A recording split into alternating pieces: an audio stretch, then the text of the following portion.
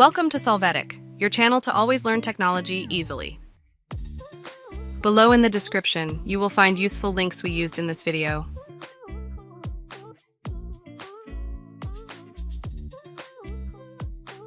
Today in Solvetic, we will see how to change page size in Word.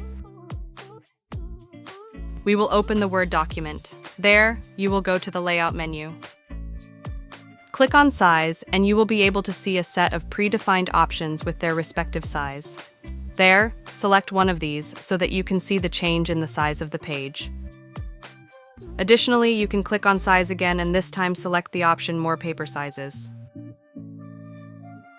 Here, in Width and Height, you can select the measurements that you will use on the page. Click on OK to see the new custom size.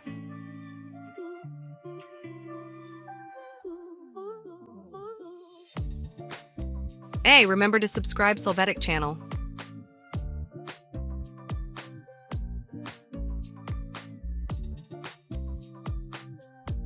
We hope it has been helpful for you.